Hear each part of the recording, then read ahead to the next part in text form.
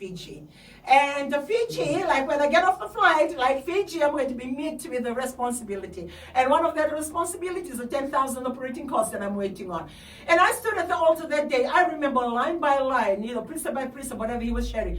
I was so keen and just listening, waiting for that moment. I can't wait to go to the altar. I can't wait to, just to stand at the altar and take the message he was preaching to be mine. And also wanting God to hear my heart on my need. When you completely trust in Him. Hallelujah. And I was standing at the altar. Nobody knew. Nobody knew. But we have the administration that we usually present during the training, or on all our leaders training. And as I was presenting, the administration also made a mention. This is in my TV ministry commitment to my TV. We have a 10,000 operating costs. We have a 17,000 a month that we have to pay on our sale agreement on the shares. So all that I was briefing, high-handed. Just an overview. So on that night, I was standing and said, Lord, I'm flying back tomorrow. All these people, they'll go to their home and they will enjoy their home. But me, I'm going to pay the bills and I'm waiting on you. I can still remember that night, and I remember the hall that we were standing. And after that, when we were breaking fast, everybody was eating. I couldn't eat. I just go to my corner, sit there where I usually sit at the front, and I just pick up my book and I continue to write 10,000. I just wrote 10,000 with an exclamation mark, and in bracket I said, you are going to provide this, and I underlined. And then I had one of the Radini Taltalgase, she came and she said, Antira, you're not eating anything? And I said, no, I'm good. It's okay. You people go ahead. But this particular lady came, and I know you were listening this morning. I know you were listening this morning. And she came, she sat beside me, and she said, you want to be on your own? I said, no, I'm good.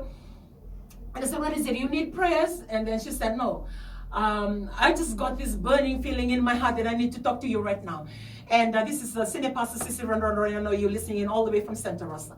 I looked at her and I said, okay, what is it? And then she said, today when I was standing at the altar, I have this burning thing.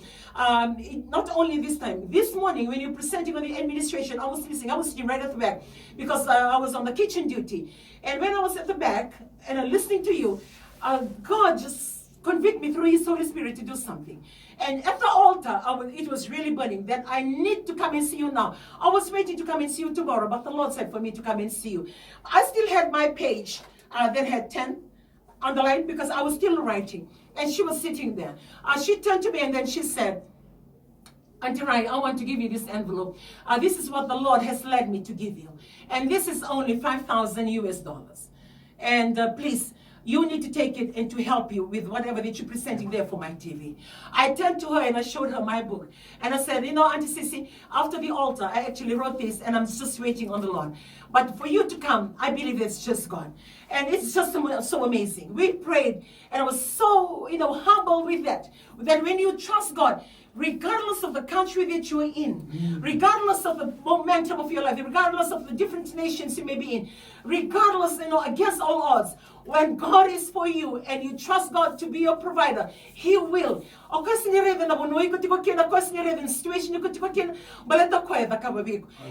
that happened, I looked at her and after she left, what else could I say? I didn't even share it with my husband. I didn't even share it with anybody. The only thing I remember that I said, I told Maggie, we just need to have faith that when I come back to Fiji, that 10,000 is going to come back. And that 10,000 will happen. And then that's what God has done.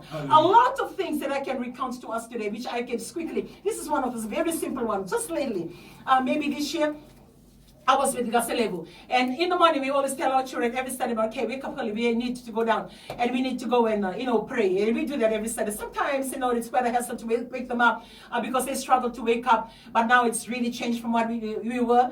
And that particular morning, I went with my husband and it was raining. I don't know whether you can remember that morning. We were standing in one of those shelters.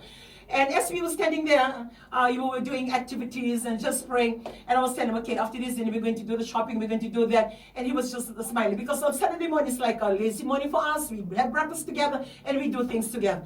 And at that moment, we saw a car parked quite a distance out. And I couldn't recognize the car, but he did. And halfway through, I think the car was just waiting for us to stop what we were doing.